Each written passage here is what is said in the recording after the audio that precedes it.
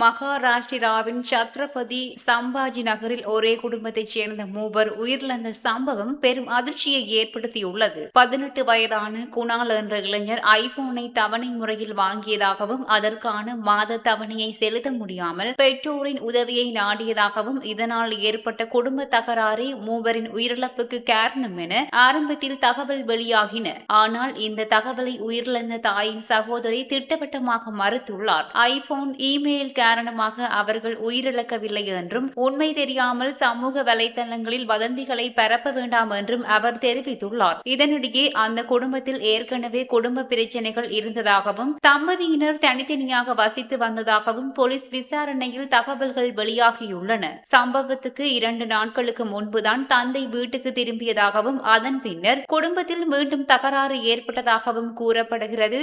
மேலும் குணால் கடந்த ஆண்டும் இதே மலையில் இருந்து உயிரை மாய்த்துக் கொள்ள முயன்றதாக போலீசார் தெரிவித்துள்ளனர். தந்தை மற்றும் தாயை மீண்டும் ஒன்றிணைக்கும் முயற்சியில் குணால் ஈடுபட்டதாகவும் எதிர்பாராத விதமாகவே இந்த சோக சம்பவம் இடம்பெற்றதாகவும் தற்போது தகவல்கள் வெளியாகியுள்ளன. எனினும் மூவரின் உயிரிழப்புக்கான உண்மையான காரணம் தொடர்பில் போலீசார் தொடர்ந்து விசாரணை நடத்தி வருகின்றனர்.